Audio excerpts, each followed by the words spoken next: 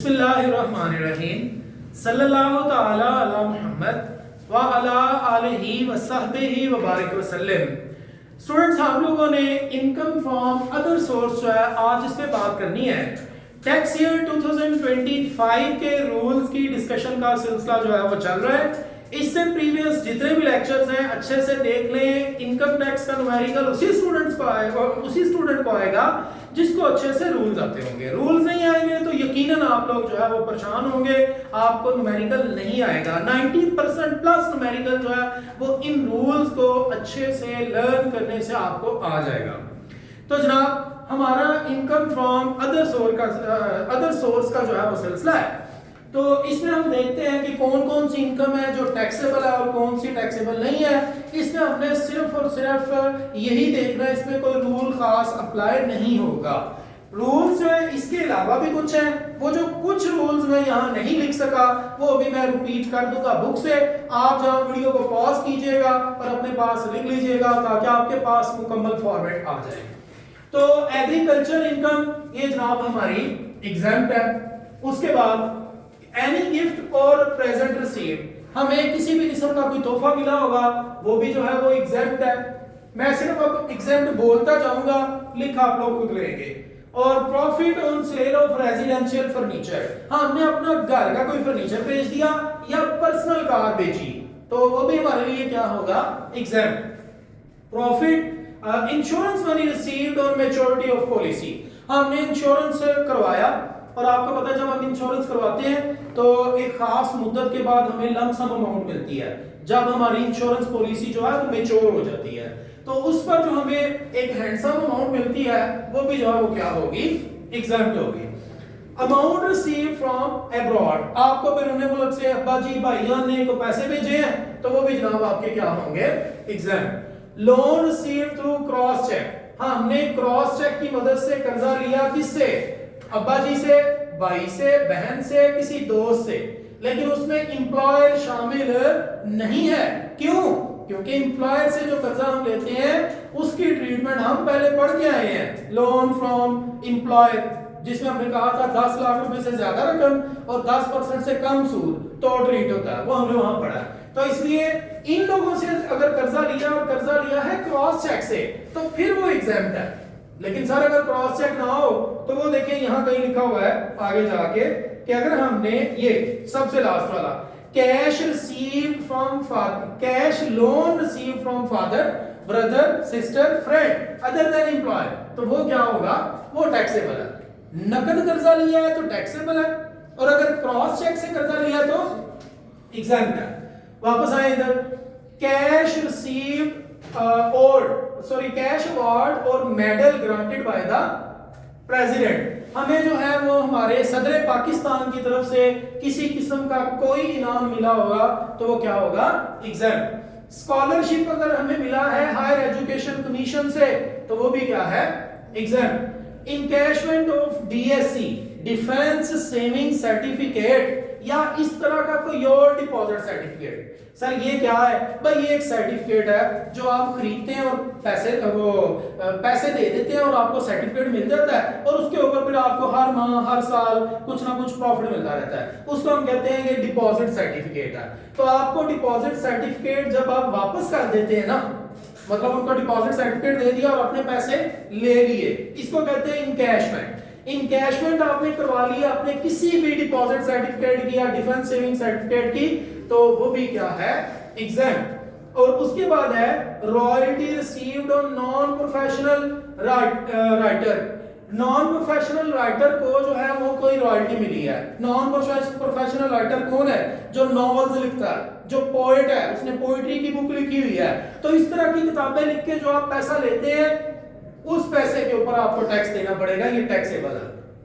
उसके बाद income receive from lease of any building together with plant and machinery, आपने कोई बिल्डिंग लीज पे दे दी, उसके अंदर फर्नीचर था, उसके अंदर कोई मशीनरी वगैरह इंस्टॉल की ऑलरेडी, ठीक है। मशीनरी में क्या शामिल हो सकता है, पंखे, एसी वगैरह इस तरह सी चीजें, तो आपने बिल्डिंग लीज पे दी और उसके अंदर प्लांट एंड मशीनरी वगैरह लगा हुआ है ऑलरेडी तो वो भी जनाब आपका क्या होगा, टैक्सेबल। ये आपने दी या लीज पे, सारा पैसा मिलेगा इसके बदले आपको तो वो टैक्सेबल है।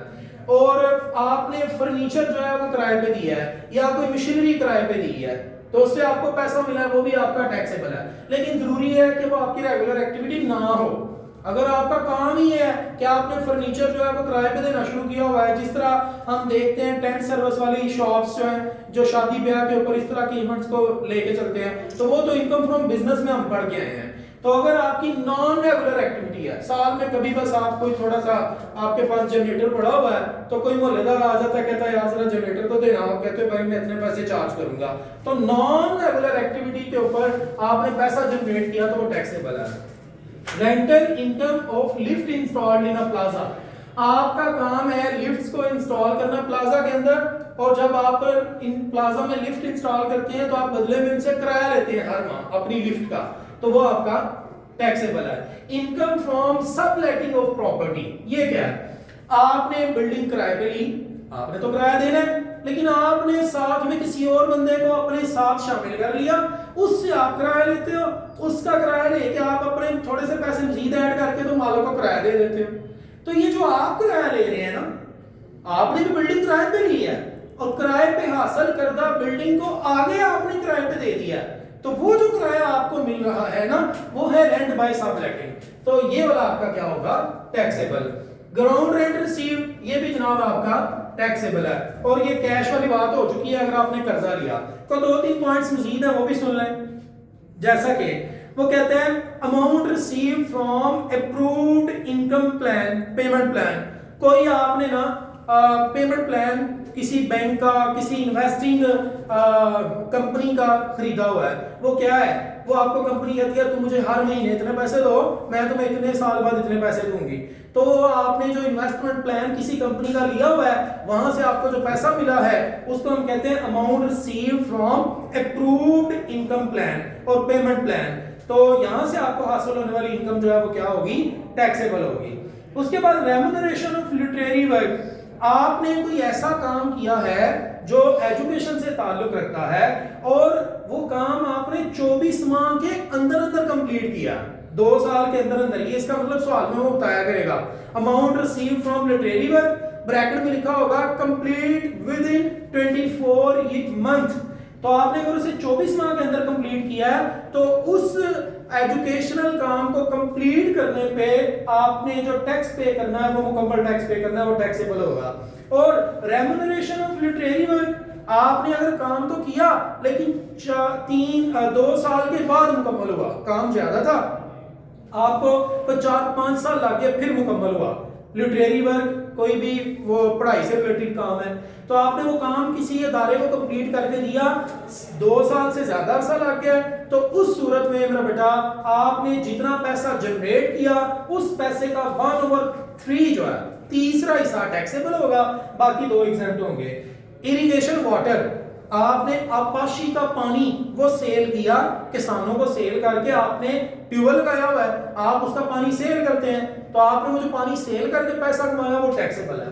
और जनाब amount receive from getting the property, अगर हमने कोई प्रॉपर्टी किराए पे ली थी और हमारा उसका कॉन्ट्रैक्ट का 3-4 साल का, और वो हमारा मालिक हमें कहता है यार तुम अभी खाली कर दो, अभी सिर्फ 5-6 माह हुए हैं, वो कहता है अभी खाली कर दो, तो इसका मतलब हमने तो 1.5 साल अभी मजीद रहना था, लेकिन वो हमें 1.5 साल पहले ही खाली करने का कह रहा है। हमने कहा जाओ हम नहीं खाली करते, वो कहता है यार तुम मुझसे कुछ एक्स्ट्रा पैसे ले लो, छोड़ दो मेरी प्रॉपर्टी।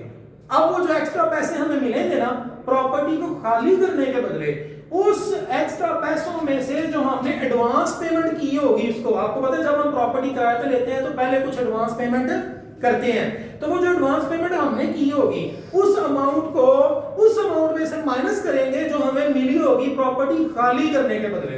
फर्ज करें हमें प्रॉपर्टी खाली करने के बदले मिला है 2 लाख, लेकिन हमने एडवांस पेमेंट की हुई है 70,000, इसका मतलब हमें 1,30,000 एक्स्ट्रा मिला है। तो ये जो 1,30,000 एक्स्ट्रा मिला होगा, इस अमाउंट का 1/10 लेके तो हम टैक्सेबल करेंगे, और ये जनाब हमारा इस तरह से मुकम्मल हो जाएगा income from other source. Income from other source से हासिल होने वाली आमदनी और पिछली चारों इनकम्स की हासिल होने वाली आमदनी, इन सबको जब प्लस करेंगे तो हमारे पास आएगी टोटल इनकम। तो आज हमारा 50% न्यूमेरिकल कंप्लीट है।